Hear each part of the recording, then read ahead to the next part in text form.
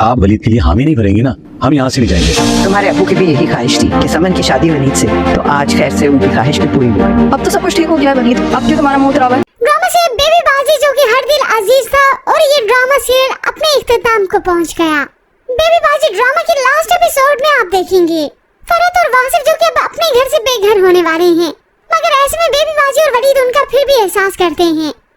मगर वो समन जिसका रिश्ता तय हो चुका था, मगर ऐसे में जमाल को अपने छोटे भाई की खुशी बहुत अजीज थी।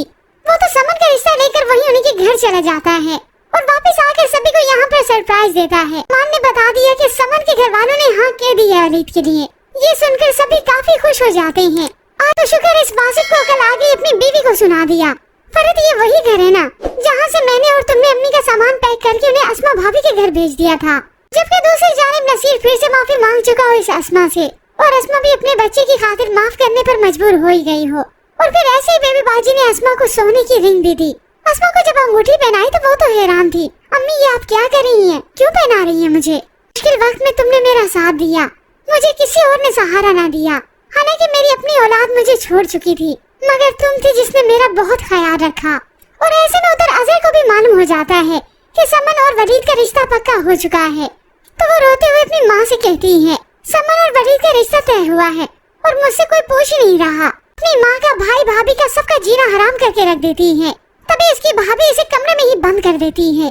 तो उधर देखते ही देखते वलीद जिसने सारी खुशियों को समेटा, अपनी माँ को समेटा, अपनों को समेटा, आज उसके लिए बिल आखिर बहुत बड़ा दिन आ ही गया। उस दोनों की मंगनी हो गई। तो बेबी बाजी आज खुशी का इजहार करती हैं। तुम्हारे अब्बू की भी यही ख्वाहिश थी कि समन की शादी वलीद से हो। खैर से आज उनकी ये ख्वाहिश भी पूरी हो गई। समन उसके पास आती है। अब तो सब कुछ ठीक हो गया है, तो फिर वलीद तुम्हारा क्यों मुंह उतरा हुआ है? तभी वलीद इस समन को फिर से तंग करने लगा। अच्छी खासी मेरी जान छूट गई थी तुमसे। पता नहीं जमाल भाई और नसीर भाई क्यों चले गए अंकल के पास। मगर फिर इस ड्रामे के दी एंड पर एक बहुत बड़ा ट्विस्ट आता है। बाजी जो कि नमाज पढ़ने चली जाती हैं, तो ऐसे में यहाँ पर सभी एक दूसरे से खुशगपियों में मसरूफ होते हैं। तो अंदर कमरे में बैठी बेबी बाजी नमाज पढ़कर फारिग हुई तो उन्हें अपने सामने सदीकी साहब नजर आते हैं। तो वो देखकर मुस्कुराने लगी और वो वहीं पर ही बेहोश हो जाती हैं। अस्मा के जब कमरे में आना हो तो वो बेबी बाजी को इस हालत में देखती हैं। अम्मी अम्मी क्या हुआ आपको?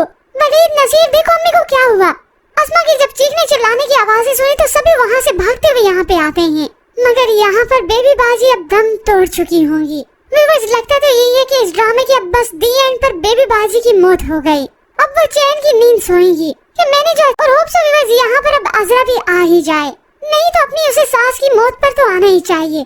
और तभी वो सभी से माफी भी मांगेगी कि उसने जो कुछ किया सबके साथ बहुत बुरा किया। अगर आपको हमारा रिव्यू पसंद आया हो तो सब्सक्राइब करना ना भूलें। अल्लाह हाफिज।